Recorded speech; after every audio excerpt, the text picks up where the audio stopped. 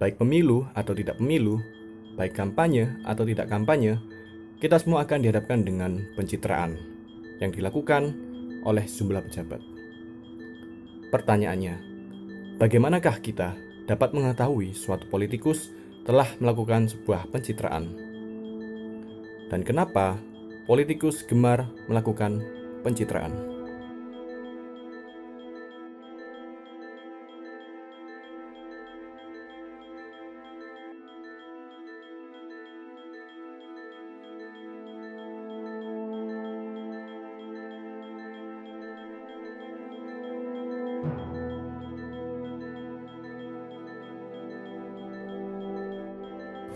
Pencitraan merupakan suatu usaha untuk menunjukkan citra diri yang baik kepada khalayak publik untuk mempertahankan jabatan seseorang atau menggalang massa.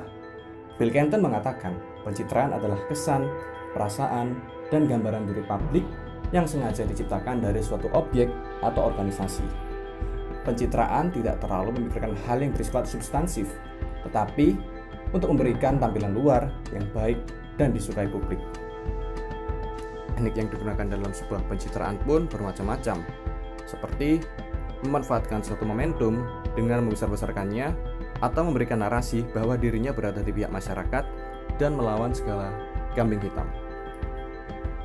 Dengan perkembangan teknologi, praktik pencitraan politik dapat dilakukan dengan mudah melalui media sosial.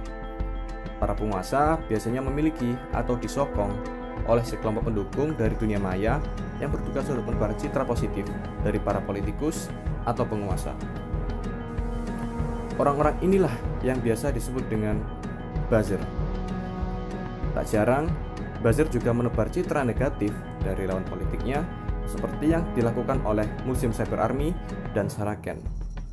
Selain itu, media mainstream, perusahaan periklanan, dan lembaga survei kerap kali dipakai untuk menghimpun opini, menyusun data, hingga menampilkan citra, baik positif maupun negatif.